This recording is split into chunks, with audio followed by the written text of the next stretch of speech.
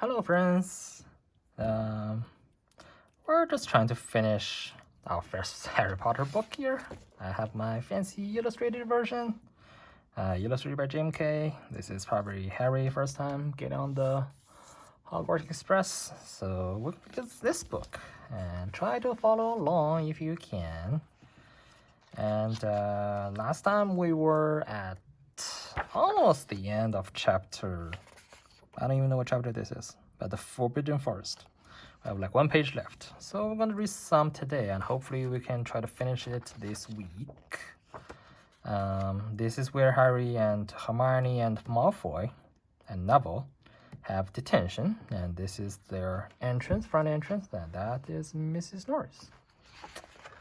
And this picture is the Forbidden Forest with a unicorn in it. And we're at Firenze rescued Harry from Voldemort and had argument with Rona and Bane. So now Harry was wondering about what unicorns are for. So let's start from here. Harry Potter, do you know what unicorn's blood is used for? No, said Harry, startled by the odd question. We've only used the horns and tail hair in potions. That is because it is a monstrous thing to slay a unicorn, said Firenze. Only one who has nothing to lose and everything to gain would commit such a crime. The blood of a unicorn will keep you alive, even if you are an inch from death, but at a terrible price. You have slain something pure and defenseless to save yourself, and you will have but a half-life, a cursed life, from the moment the blood touches your lips. Harry stared at the back of the Firenze head, which was dabbled silver in the moonlight. But who would be that desperate? He wondered aloud. If you're going to be cursed forever, death is better, isn't it? It is, Firenze agreed.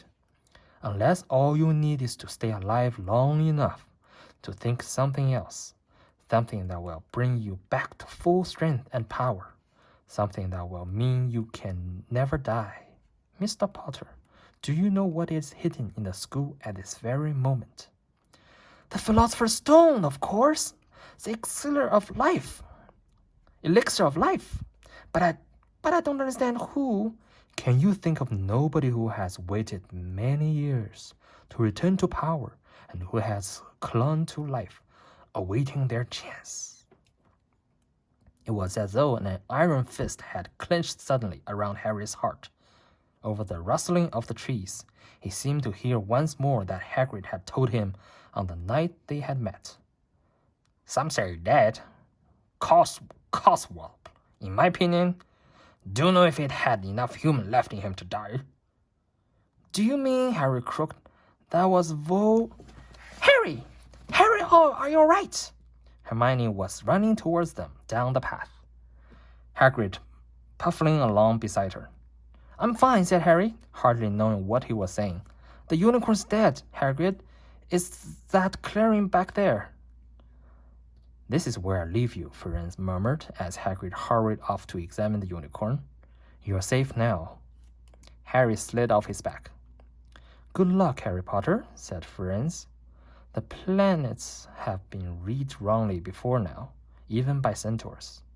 I hope this is one of those times. He turned and centered back into the depths of the forest, leaving Harry shivering behind him. Ron had fallen asleep in the dark common room, waiting for them to return. He shouted something about Quidditch fouls when Harry roughly shook him awake. In a matter of seconds, though, he was wide-eyed as Harry began to tell him and Hermione what had happened in the forest. Harry couldn't sit down. He paced up and down in front of the fire. He was still shaking. Snape wants a stone for Voldemort, and Voldemort's waiting in the forest. And all this time we thought Snape just wanted to get rich. Stop saying that name, said Ron in a terrifying whisper, as if he thought Voldemort could hear them. Harry wasn't listening. Firenze saved me, but he shouldn't have done. Bane was furious. He was talking about interfering with what the plan is saying is going to happen. They must show that Voldemort is coming back.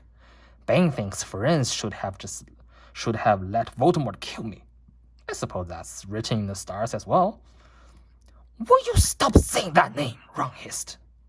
So all I've got to wait for now is Snape to steal the stone? Harry went on feverishly. Then Voldemort would be able to come and finish me off. Well, I suppose Bane would be happy. Hermione looked very frightened, but she had a word of comfort. Harry, everyone says Dumbledore's the only one you know who was ever afraid of. With Dumbledore around, you know who wouldn't touch you. Anyway, who says the centaurs are right? It sounds like fortune-telling to me, and Professor McGonagall says that's a very imprecise branch of magic. The sky had turned light before they stopped talking. They went to bed exhausted, their throats sore, but the night surprises weren't over.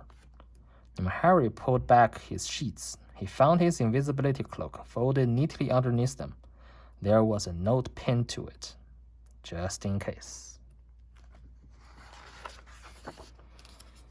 That's chapter 15. Now we are on chapter 16, Through the Trapped Door. You'll find out what this is in a bit. In years to come, Harry would never quite remember how he had managed to get through his exams when his half-expected Voldemort come bursting through the doors at any moment. Yet the days crept by, and there could be no doubt that Fluffy was still alive and well behind the locked door. It was sweltering hot, especially in the large classroom where they did their written papers. They had been given special, new quills for the exam, which had been bewitched with an anti-cheating spell. They had practical exams as well. Professor Flitwick called them one by one into his class to see if they could make a pineapple tap dance across a desk. Professor McGonagall watched them turn a mouse into a snuff box. Points were given for how pretty the snuff box was, but taken away if it had whiskers. Snape made them all nervous, breathing down their necks while they tried to remember how to make a forgetfulness potion. Harry did the best he could, trying to ignore the stabbing pain in his forehead, which had been bothering him ever since his trip into the forest. Neville thought Harry had a bad case of exam nerves because Harry couldn't sleep. But the truth was Harry kept being woken by his old nightmare, except that it was now worse than ever because there was a hooded figure dripping blood in it.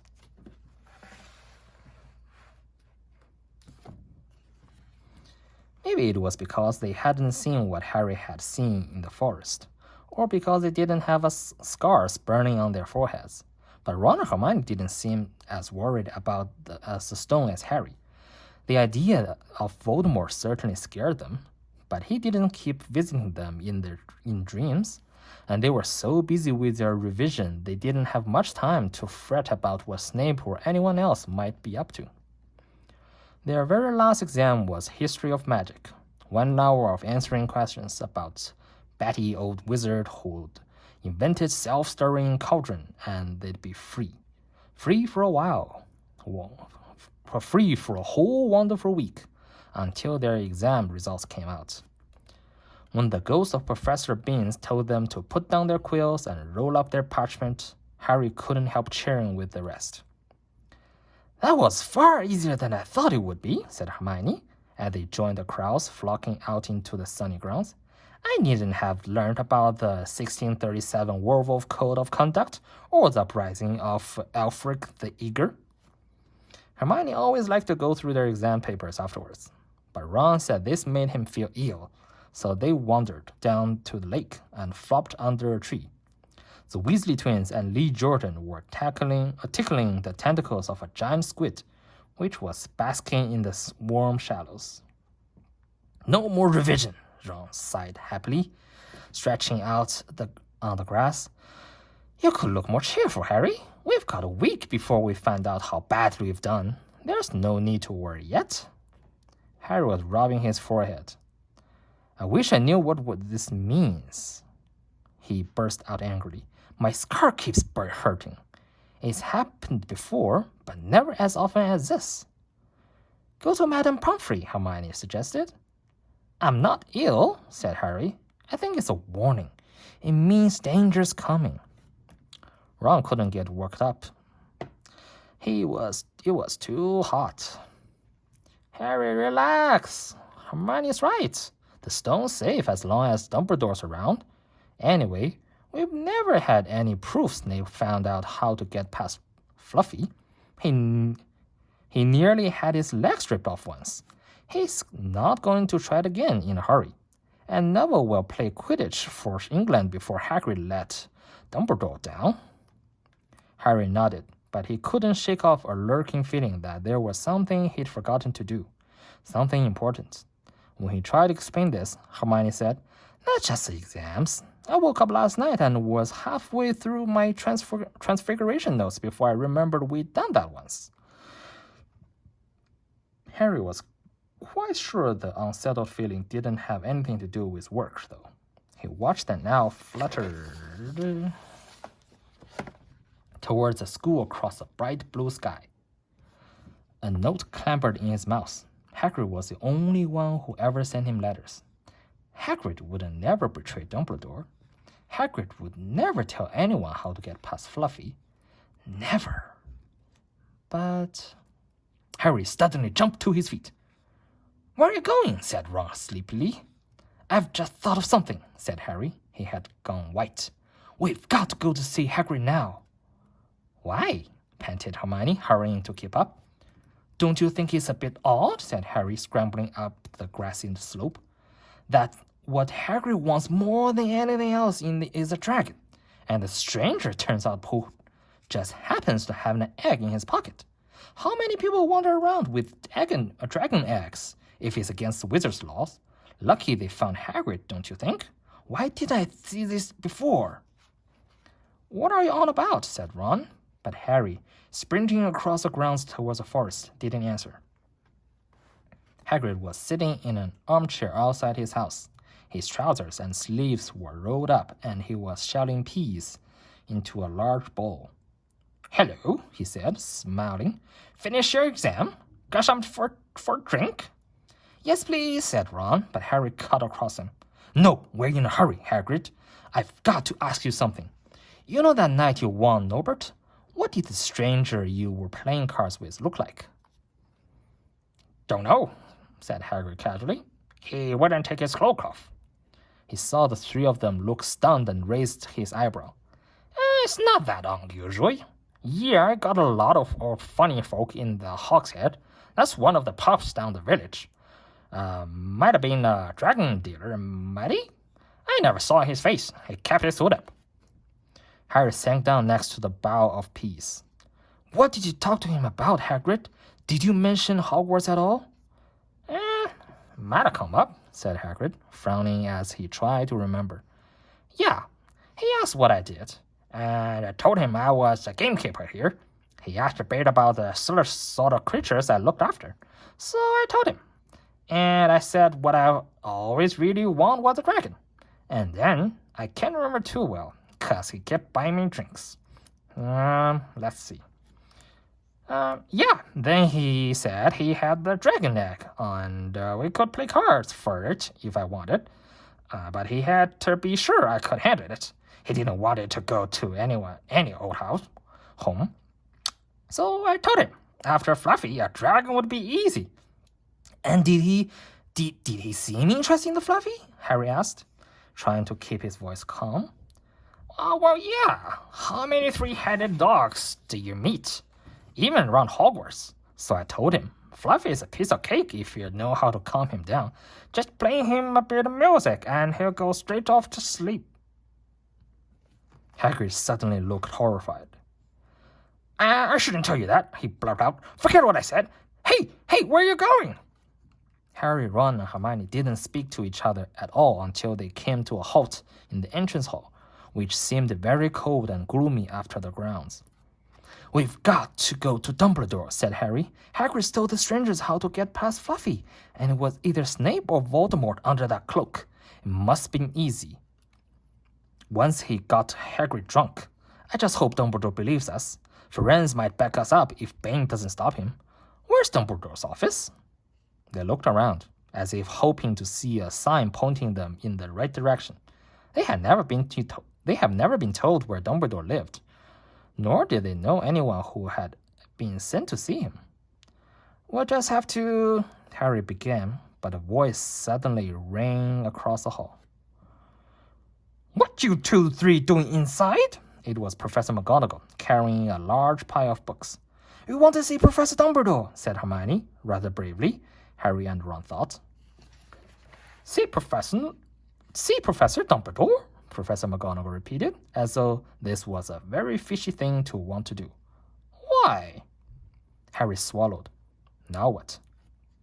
"It's sort of a secret," he said, but he wished at once he hadn't, because Professor McGonagall's nostrils flared. "Professor Dumbledore left 10 minutes ago," she said coldly. "He received an urgent owl from the Ministry of Magic and flew off for London at once." "He's gone?" said Harry frantically. "Now?" "Professor Dumbledore is a very great wizard, Potter. He has many demands on his time." "But this is important." "Something you have to say is more important than the Ministry of Magic, Potter?" "Look," said Harry, throwing caution to the wind. "Professor, it's about the Philosopher's Stone." Whatever Professor McGonagall had expected, it wasn't that.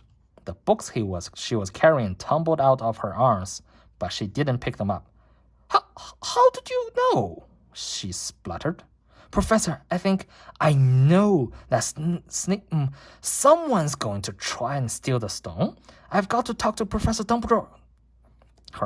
She eyed him with a mixture of shock and suspicion. "Professor Dumbledore will be back tomorrow," she said finally. "I don't know how you found out about the stone, but rest assured, no one can possibly steal it. It's too well protected. But Professor Potter, I know what I'm talking about," she said shortly. She bent down and gathered up the fallen books. "I suggested you go back outside and enjoy the sunshine." But they didn't.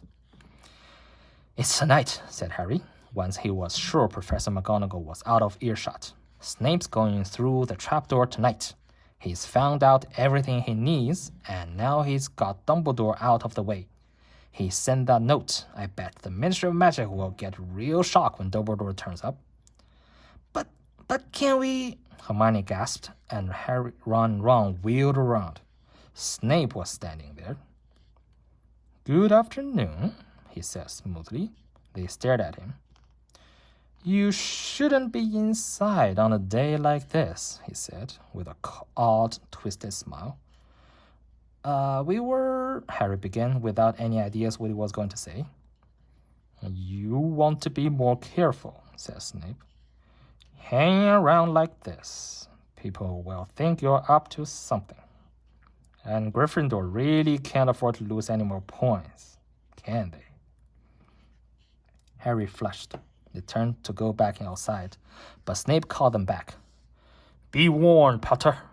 Any more nighttime wandering, and I will personally make sure you are expelled. Good day to you." He strode off in the direction of the staff room. Out on the stone steps, Harry turned to the others. "Right. Here's what we've got to do," he whispered urgently. "One of us has got to keep an eye on Snape. Wait outside the staff room and follow him if he leaves it. Hermione, you'd better do that." "Why me?" "Oh, it's obvious," said Ron. "You can pretend to be waiting for Professor Flitwick. You know," he put on a high voice. "Oh, Professor Flitwick, I'm so worried. I think I got a question for Team B, Ron." "Oh, shut up," said Hermione. But she agreed to go on watch out for Snape. "And we better stay outside the third-floor corridor," Harry told Ron. "Come on." But that part of the plan didn't work. No sooner had they reached the door separating Fluffy from the rest of the school than Professor McGonagall turned up again, and this time she lost her temper. "I suppose you think you're harder to get past than a pack of enchantments," she stormed. "Enough of this nonsense. If I hear you come anywhere near here again, I'll take another 50 points from Gryffindor. Yes, Weasley, from my own house." Harry and Ron went back to the common room. Harry had just said, "Well, at least Hermione's on Snape's tail," when the portrait of the fat lady swung open and Hermione came in. "I'm sorry, Harry," she wailed. "Snape came out and asked me what I was doing. So I said I was waiting for Flitwick, and Snape went to get him, and I've only just got away. I don't know where Snape went." "Well, that's it then, isn't it?" Harry said. The other two stared at him. He was pale and his eyes were glittering. I'm going out of here tonight, and I'm going to try and get to the stone first." "You're mad," said Ron. "You can't," said Hermione. "After what McGonagall and Snape have said, you'll be expelled." "So what?" Harry shouted. "Don't you understand? If Snape gets hold of the stone, Voldemort's coming back. Haven't you heard what it was like when he was trying to take over? There won't be any Hogwarts to get expelled from. He'll flatten it or turn it into a school for the dark arts. Losing points doesn't matter anymore, can't you see? Do you think he'll leave you and your family alone if Gryffindor win the House Cup? If I get caught before I can get to the stone, well, I have to go back to the Dursleys and wait for Voldemort to find me there. It's only dying a bit later than I would have done, because I am never going over to the dark side. I'm going through that trapdoor tonight, and nothing you two say is going to stop me. Voldemort killed my parents, remember?" He glared at them. "You're right, Harry," said Hermione in a small voice. "I'll use the invisibility cloak," said Harry. "It's just lucky I got it back." "But will it cover all three of us?" said Ron. All three of us? Oh, come off. You don't think we'd let you go alone?" "Of course not," said Hermione briskly. "How do you think you'd get to the stone without us? I'd better go and look through my books. There might be something useful." "But if we got caught, you two will be expelled too." "Not if I can help it," said Hermione grimly. "Flitwick told me in secret that I got 112% on his exam. They're not going to throw me out after that." I think I'm going to stop there for today. So we're going to start here tomorrow. See you then.